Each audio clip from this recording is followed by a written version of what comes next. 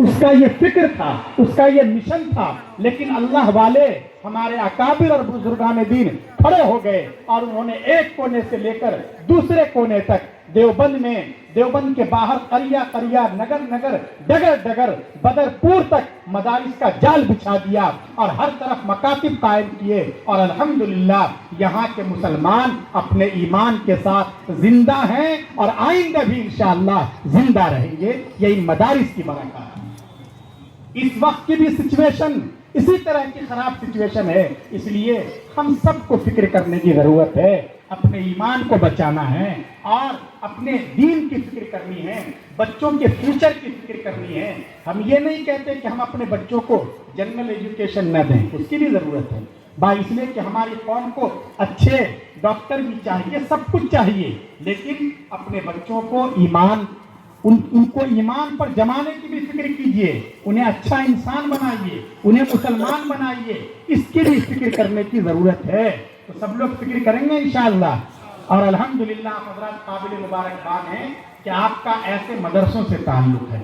ان مدرسوں میں ایمان بنایا جاتا ہے، ان مدرسوں میں بچوں کو مانوتا سکھلائی جاتی ہے، انسانیت سکھلائی جاتی ہے، ماں باپ کا رسپیکٹ اور احترام سکھلایا جاتا ہے، دیش کا اچھا ناگرک بنایا جاتا ہے، اچھا انسان بنایا جاتا ہے۔ اس لیے آپ حضرات قابل مبارکباد ہیں، آپ کا ماشاءاللہ امارت شریعہ سے تعلق ہے، ندوۃ التعمیر سے تعلق ہے، بزرگوں سے تعلق ہے، دارالعلوم دیوبند سے تعلق ہے، دعوت و تبلیغ سے تعلق ہے، مدرسوں سے آپ کا تعلق ہے۔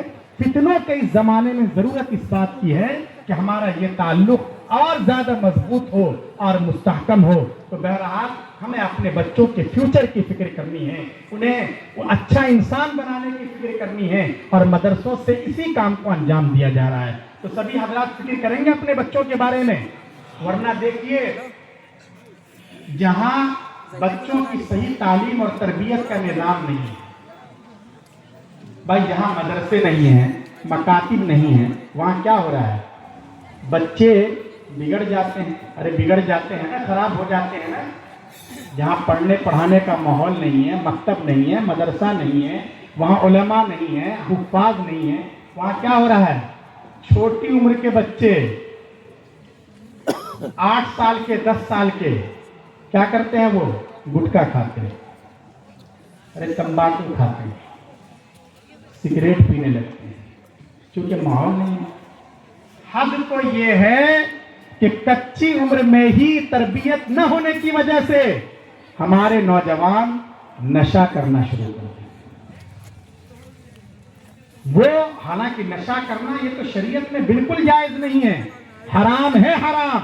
الخمر جماع الاثم، یاد رکھو شراب گناہوں کی جڑ ہے، اس لیے کہ آدمی جب نشہ کر لیتا ہے اور شراب پی لیتا ہے، بھنگ کھا لیتا ہے، تو پھر وہ دنیا کا بڑا سے بڑا پاپ کر سکتا ہے، کسی کا بھی مرڈر کر سکتا ہے، کسی کے ساتھ منہ کالا کر سکتا ہے، کچھ بھی کر سکتا ہے۔ اس لیے شریعت نے اس کو بالکل بینڈ کر دیا ہے، اس کی بالکل اجازت نہیں ہے۔ یا ایھا الذین آمنوا انما الخمر والمیسر والانصاب والازلام رجس من عمل الشیطان۔ اے ایمان والو یاد رکھو، یہ جو خمر ہے، خمر کا مطلب ہی شراب ہے، یہ گندی چیز ہے، انتہائی گندی گھناؤنی چیز ہے، اور شراب کا مطلب بھی سمجھیے، جس کو عربی میں خمر کہا جا رہا ہے، یہ حرام ہے نا، اس کا مطلب ہر وہ چیز جو نشہ پیدا کرے۔ نوجوانوں کو سمجھنے کی ضرورت ہے، یہ اس مسئلے کو سمجھ لو۔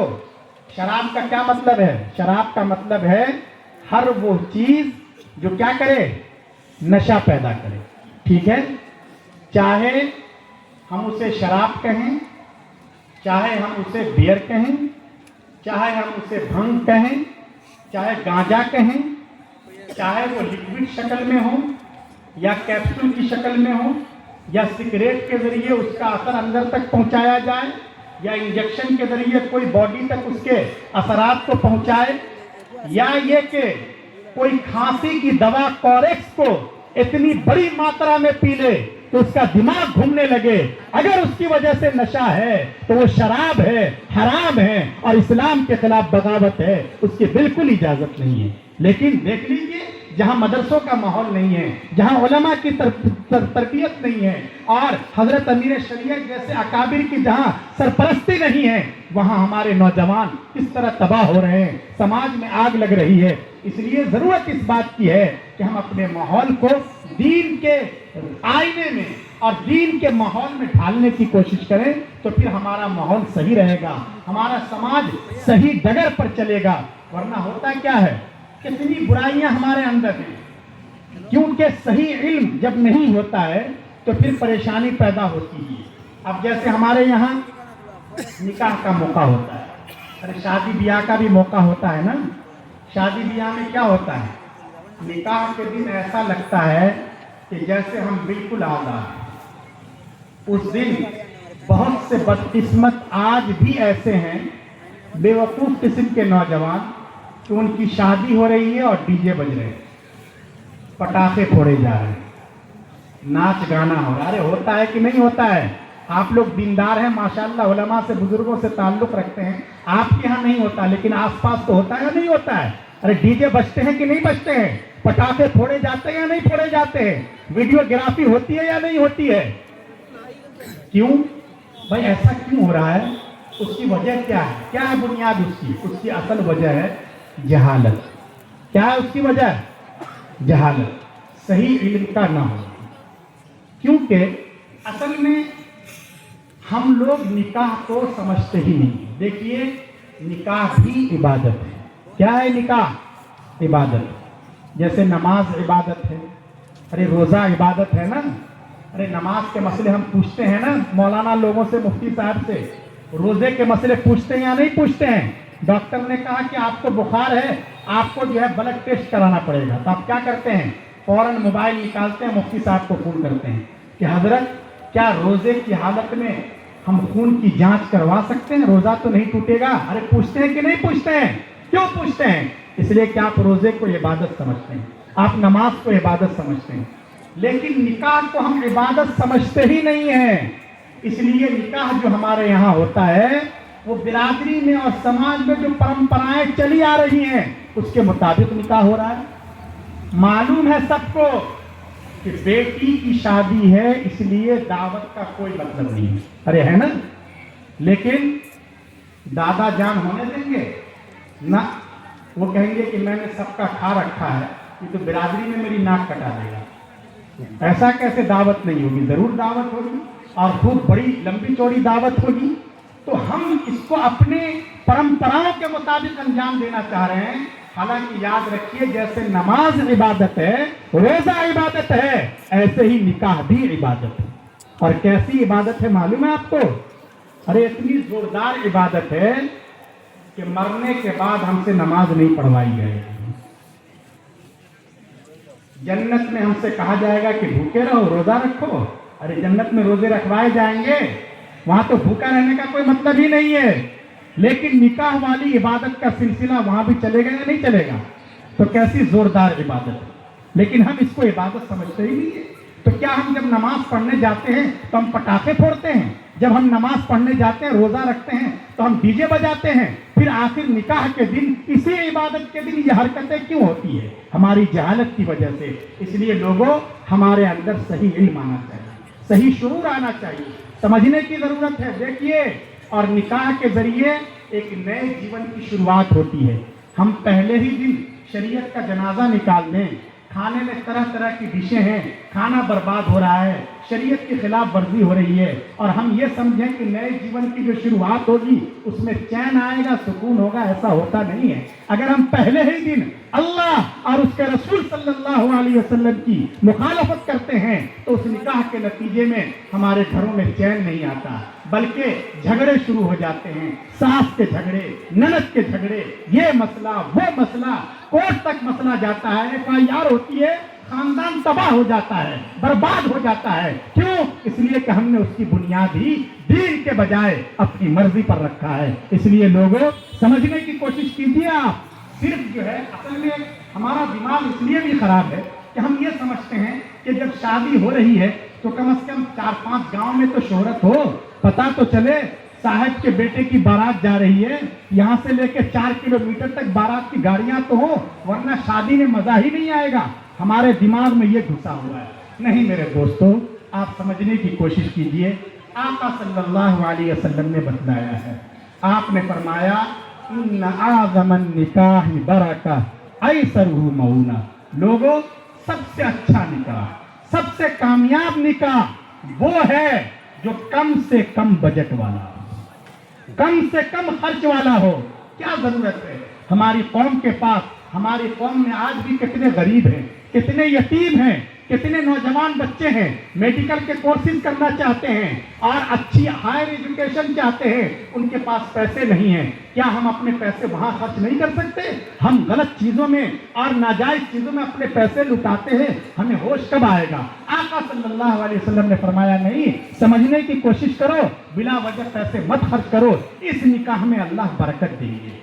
इसलिए याद रखिए, सिर्फ शोर शराबे में मजा नहीं है। आप आहद कीजिए कि आइंदा कम से कम एक निकाह जो हमारे घर में होगा वो सुन्नत के मुताबिक होगा इंशाअल्लाह। अरे भाई, आहद करते हैं, अरे इसमें भी बहुत मजा है। नौजवान ये समझते हैं कि इसमें क्या मजा आएगा। नहीं, आप एक मर्तबा करके देखिए, आप मान जाइए बात को। एक निकाह आप हजरत अमीर शरीयत दामत बरकातुहुम अगर वक्त दे दें तो बहुत हमारे लिए सादत की बात है। वरना कोई भी किसी आलिम दीन को बुला लीजिए, किसी नमाज के बाद मस्जिद में 2 गवाहों की मौजूदगी में सादगी के साथ निकाह पढ़वा लीजिए। देखिए, उस निकाह की वजह से आप पर कर्ज का बोझ नहीं आएगा, उस निकाह की वजह से ज़्यादा परेशानी नहीं होगी, और उस निकाह के बाद जो जिंदगी होगी उस जिंदगी में बड़ा मजा आएगा।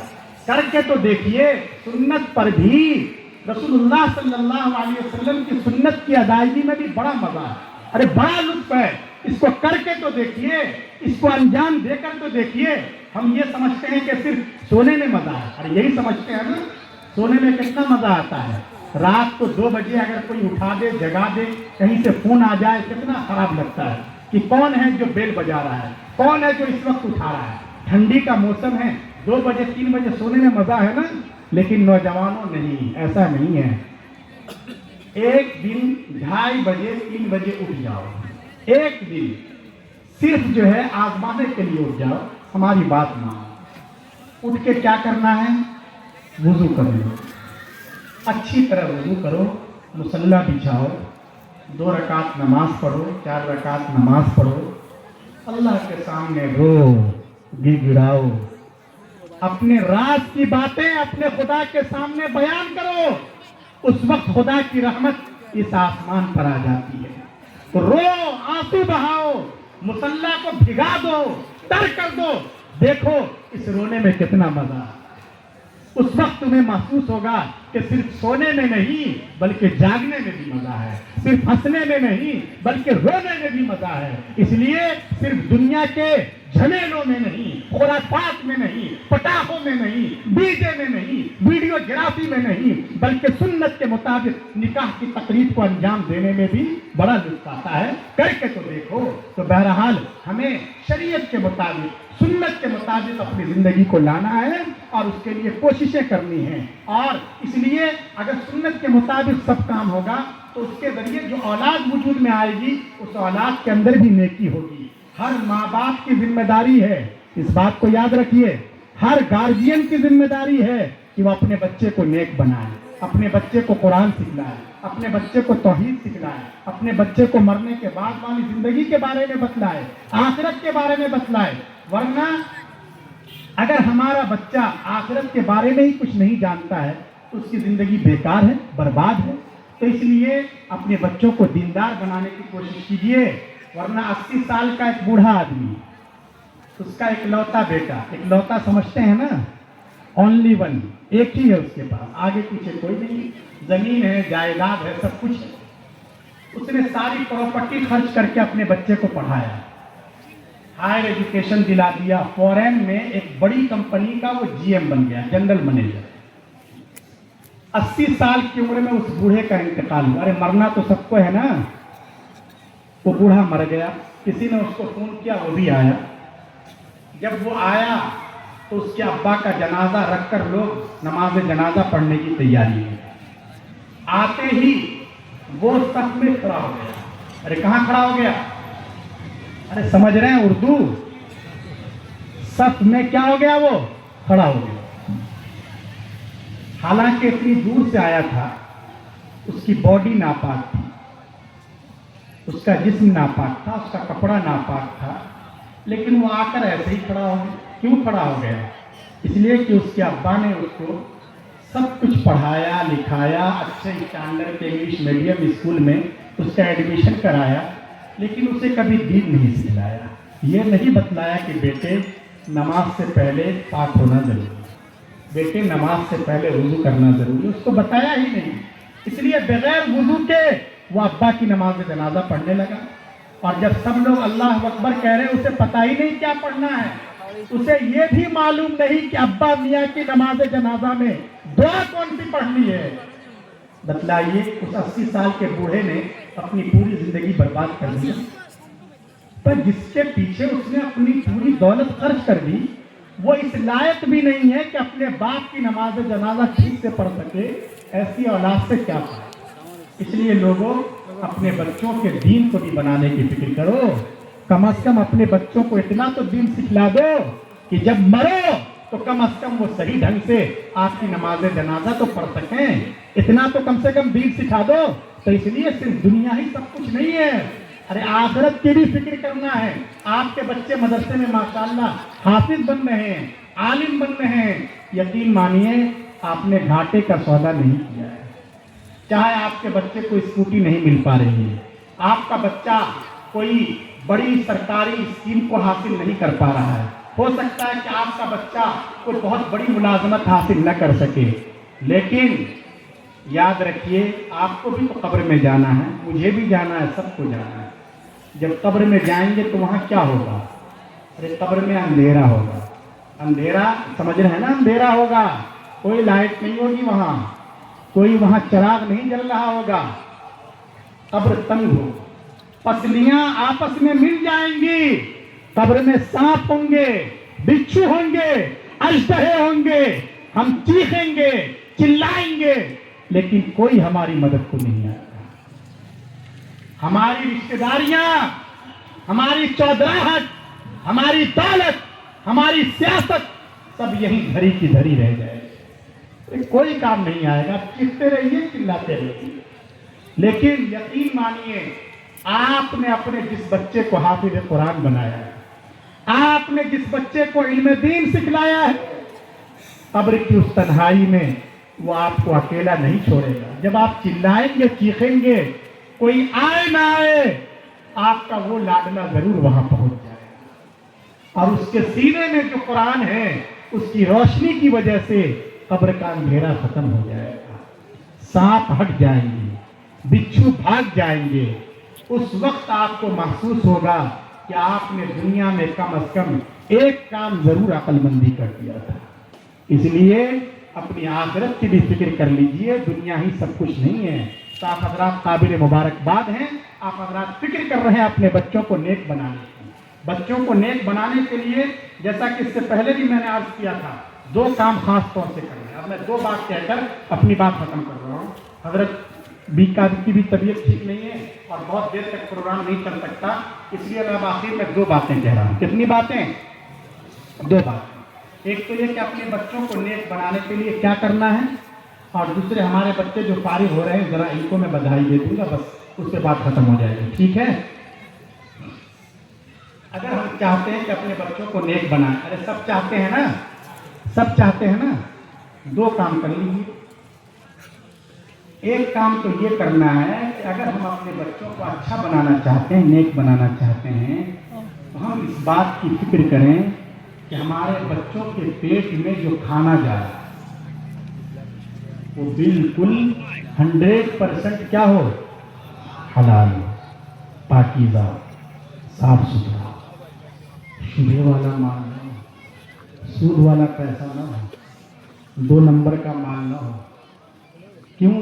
इसलिए कि अगर सूद के पैसे से, हराम माल से, नाजायज पैसे से हमारे बच्चों की बॉडी बनती है, उनका खून बनता है, تو یاد رکھیے وہ جہنم کا ایندھن تو بن سکتے ہیں، ہماری اور آپ کی آنکھوں کی ٹھنڈک نہیں بن سکتی۔ اس لیے اس بات کی فکر کیجئے، سب سے پہلے اپنی انکم کے سورسز کو دیکھیے کہ آمدن جو ہو رہی ہے کیسے ہو رہی ہے، یا آمدنی کیسے ہو رہی ہے، پہلے اس کی فکر کیجئے۔ اللہ تعالیٰ کے یہاں اس کے بارے میں جواب دینا ہے۔ کہیں ایسا تو نہیں کہ ہم نے بلا وجہ بینک سے لون لے لیا ہے؟ بھائی لوگ لون لے لیتے ہیں اور کیا کہتے ہیں اس میں تو صرف 1% سود ہے، اس میں تو صرف 2% سود ہے، ہم یہ سمجھتے ہیں گورنمنٹ کی کرپا ہے اور ہم یہ سمجھ کر لائن لگا دیتے ہیں۔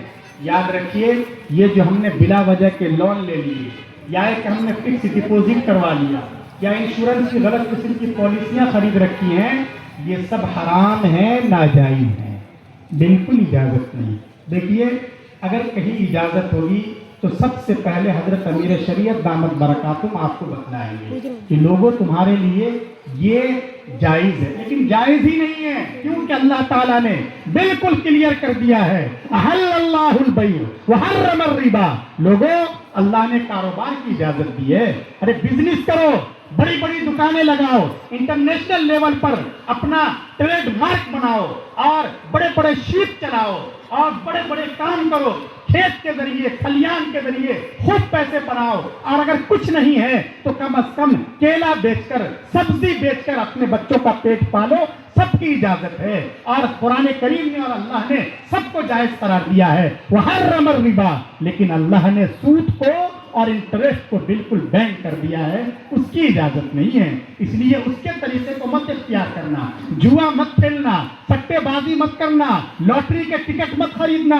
اور آج کل جو موبائل پہ ایپ آ رہے ہیں جوئے اور سٹے بازی کی شکلیں، اس سے اپنے آپ کو بچانا، کیونکہ سود کا ادنا درجہ کیسا ہے معلوم ہے آپ کو حدیث پاک کے مطابق؟ ارے بار بار سنا ہوگا نا آپ نے، سود کا ادنا درجہ ایسا ہے جیسے اپنی ماں کے ساتھ اپنا منہ کالا کر۔ کتنا بڑا گناہ ہے، کتنا بڑا پاپ ہے یہ۔ جو سود لیتا ہے، جو بیاج دیتا ہے، جو سود کے لین دین میں گواہ اور ایجنٹ کی حیثیت سے اس فارم پہ سگنیچر کرتا ہے، ان سب پر اللہ کی لعنت ہوتی ہے، یہ سب مجرم ہیں۔ اس لیے خدا کے واسطے سب سے پہلے اپنے بچوں کو اگر نیک بنانا ہے تو اس بات کی فکر کیجئے کہ آپ کے بچوں کے پیٹ میں کوئی حرام لقمہ نہ جائے۔ بچوں پر دیا کیجئے، بچوں پر رحم کیجئے۔ اگر ابھی سے وہ چھوٹا بچہ اس کے پیٹ میں حرام لقمہ چلا گیا تو بڑے ہو کر کیا کرے گا؟ وہ کرائم کرے گا، بڑا کرمنل بنے گا، سماج کے لیے، پرشاسن کے لیے، سب کے لیے سمسیائیں پیدا کرے گا۔ اس لیے کم از کم اس بچے پر رحم کیجئے اور اس بچے کو فکر کیجئے کہ اس کے پیٹ میں حرام لقمہ نہ جائے۔ سب لوگ فکر کریں گے انشاءاللہ۔ ایک کام، دوسرا کام، نعرہ تکبیر، نعرہ تکبیر، دین اسلام، دین اسلام۔ دوسرا کام، اگر ہم نیک بنانا چاہتے ہیں بچوں کو تو کیا کرنا پڑے گا؟ خود بھی نیک بننا پڑے گا۔ کیا کرنا ہوگا؟ یہ نہیں کہ بچوں کا مدرسے میں ایڈمیشن کرا دیا ہو گیا کام، نہیں۔ ہمیں دیکھیے ماں باپ اگر نیک ہوتے ہیں تو بچوں پہ بھی اس کا اثر پڑتا ہے، اور ماں باپ اگر کانڈ کرتے ہیں، برے کام کرتے ہیں، اس کا اثر بھی بچوں پہ پڑتا ہے۔ تو اس لیے، اور ہم یہ نہ سوچیں، کوئی یہ نہ سوچے کہ میں ٹھیک ہے پاپ کرتا ہوں لیکن کب کرتا ہوں؟ جب رات کو میرا بیٹا سو جاتا ہے تب موبائل پر فلم دیکھتا ہوں، غلط تصویریں دیکھتا ہوں۔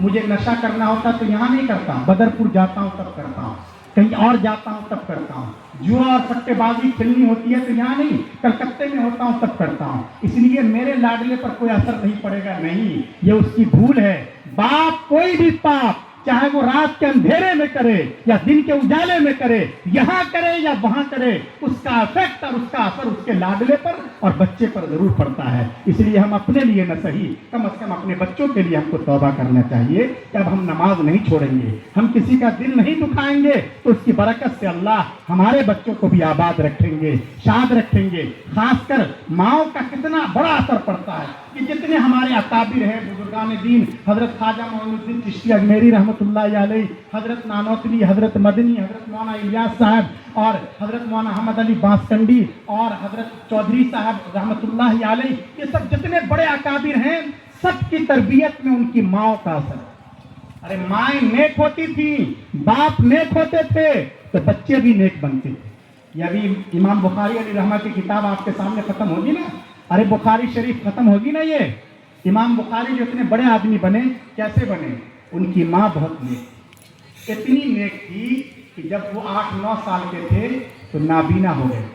نابینا کو کیا کہتے ہیں بنگالی میں؟ اندھا. اندھے ہو گئے تو ان کو کچھ سجھائی نہیں دیتا, لیکن ان کی ماں بہت نیک تھی. رات کو مصلی بچھا کر اتنا روتی تھی کہ مصلی بھیگ جایا کرتا. ایک مرتبہ تہجد کے وقت روتے روتے ان کی آنکھ بند ہو گئی. خواب میں حضرت ابراہیم علیہ السلام کی زیارت کی. ابراہیم علیہ السلام نے پوچھا, بیٹی تم کیوں رو رہی ہو؟ کہنے لگی, میرا بیٹا چھوٹا سا ننھا سا بچہ ابھی سے وہ اندھا ہو گیا ہے, تو بھلا مجھے کیسے سکون ملے گا؟ حضرت ابراہیم علیہ السلام نے ان کی نیکی کی وجہ سے اللہ کے حکم سے خواب میں ہی ان کے بیٹے, جن کا نام کیا تھا؟ محمد. بخاری تو اس لیے کہتے ہیں کہ وہ بخارا کے رہنے والے. حضرت بدر پوری کیوں؟ اس لیے کہ بدر پور کے رہنے والے تھے. اصل ان کا نام تھا محمد. ان کے ابا کا نام تھا اسماعیل. کیا نام تھا؟ محمد بن اسماعیل. ابراہیم علیہ السلام نے وہ جو ننھا سا محمد ہے اس کی آنکھوں پر ہاتھ پھیرا. خواب میں ہی سب کچھ ہو رہا ہے, اور کہنے لگے جاؤ اللہ نے تم کو شفا دی. ان کی والدہ جو خواب میں تھی رو رو کے آنکھیں پھول گئی تھی, فوراً ان کی آنکھیں کھلی. انہوں نے اپنے بیٹے کو اٹھایا, محمد محمد اٹھ جاؤ اٹھ جاؤ, میں نے عجیب و غریب خواب دیکھا ہے. اب بیٹا اٹھ کے کہہ رہا ہے, امی جان مجھے سب کچھ نظر آ رہا ہے. ماں کی نیکی کی وجہ سے دیکھیے بیٹے کو روشنی مل گئی. اور کیسی روشنی ملی کہ آج تک ان کی روشنی کی وجہ سے ہم سب لوگوں کو روشنی مل رہی. بخاری شریف سے روشنی مل رہی ہے نا, اس لیے ماں باپ کے کردار کا بہت اثر پڑتا ہے. تو ہمیں خاص کر اس کا خیال رکھنا چاہیے. ٹائم کیونکہ ہو چکا ہے اس لیے میں اپنی بات کو شورٹ کر رہا ہوں. ہمیں خود بھی نیک بننے کی فکر کرنا ہے, سب لوگ فکر کریں گے انشاءاللہ. اور آخر میں یہ جو ہمارے بچے جن کے سر پر دستار سجائی جائے گی, میں انہیں بدھائی دینا چاہتا ہوں, کیونکہ آج جو اتنی بڑی ٹیم آئی ہوئی ہے, ایک طرح سے اتنی بڑی بارات ہے. اس بارات کے دلہا کون ہے؟ ارے یہی بچے ہیں نا جو قاری بنے ہیں, حافظ بنے ہیں. کتنے بچے حافظ بنے ہیں؟ کتنے بچے بنے ہیں حافظ؟ 35 ہے ماشاء اللہ. اس میں کتنے علماء ہیں؟ اور ماشاء اللہ. یہ دیکھیں یہ بہت بڑی بات ہے. میں دل کی گہرائیوں سے اپنے ان تمام علماء کو, ان قاریوں کو اور ان حافظوں کو مبارکباد پیش کرتا ہوں.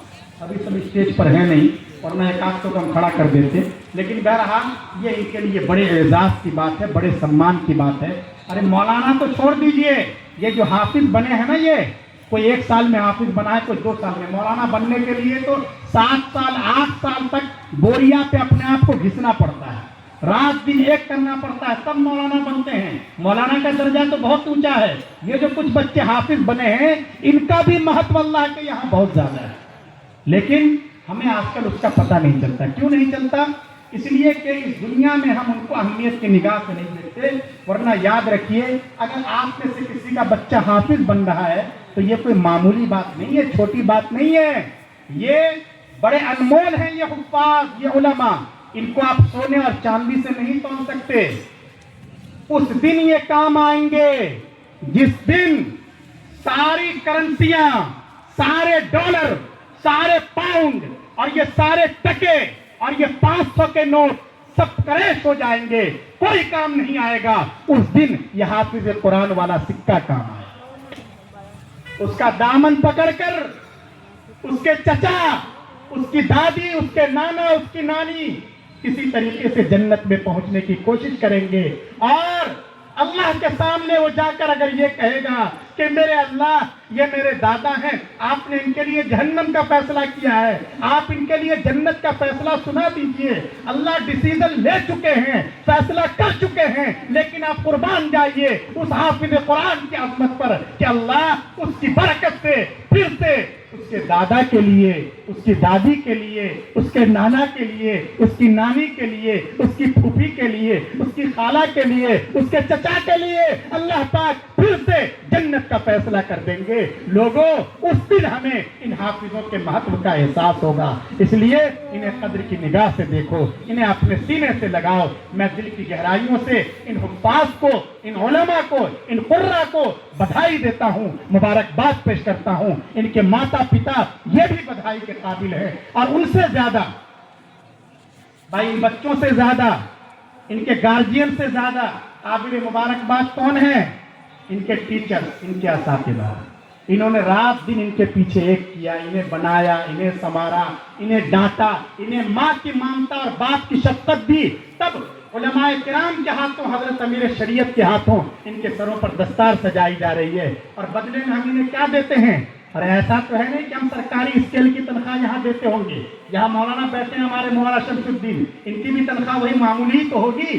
ظاہر ہے کہ یہ اس کے لیے یہ کام کرتے ہی نہیں ہیں، ورنہ یہ کمانے کے لیے بہت راستے اختیار کر سکتے ہیں۔ یہ علماء کے وارث ہیں، ان کا وہی نعرہ ہے جو انبیاء کا نعرہ تھا، لا اسألکم علیہ من اجر ان اجری الا علی رب العالمین۔ لوگوں، ہم تم سے کوئی معاوضہ نہیں چاہتے، ہمارا اجر تو ہمارا رب العالمین دے گا۔ اس لیے ان کے اساتذہ قابل مبارکباد ہیں، مدرسے کے جو ذمہ دار ہیں، معتمین صاحب ہیں، ٹرسٹیز ہیں، اراکین ہیں، وہ قابل مبارکباد ہیں۔ اور اس کے علاوہ خوشی کے اس اوسر پر آپ سبھی حضرات جو یہاں سے لے کے، یہ جو مولانا بیٹھے ہیں نا ہمارے، یہاں سے لے کر یہاں تک، یہ جو سامنے کھڑے ہیں وہ بھی، جو بہت دیر سے صرف ویڈیو بنا رہے ہیں، توجہ سے نہیں سن رہے ہیں وہ بھی، اور ادھر جو کھڑے ہیں یہ سبھی حضرات، یہ سبھی حضرات قابل مبارکباد ہیں۔ کیوں؟ اس لیے کہ آپ حضرات کی محبت کی وجہ سے، آپ حضرات کے تعاون کی وجہ سے، آپ حضرات کے گاڑی کمائی کی وجہ سے یہ حفاظ تیار ہو رہے ہیں، علماء تیار ہو رہے ہیں، قراء تیار ہو رہے ہیں، اور اسلام کی سرحدوں کی حفاظت کرنے والے، اسلام کے یہ سپاہی تیار ہو رہے ہیں۔ ضرورت اس بات کی ہے کہ علماء کے ساتھ، حفاظ کے ساتھ، بزرگوں کے ساتھ، اس مدرسے کے ساتھ، جمعیت کے ساتھ، اور ندوۃ التعمیر کے ساتھ، دارالعلوم کے ساتھ، دعوت و تبلیغ کے ساتھ جو ہمارا تعلق ہے، یہ تعلق اور زیادہ مضبوط ہو۔ اللہ مجھے بھی توفیق دیں، آپ حضرات کو بھی توفیق عمل سے نوازیں۔ آمین۔ وآخر دعوانا ان الحمد للہ رب العالمین۔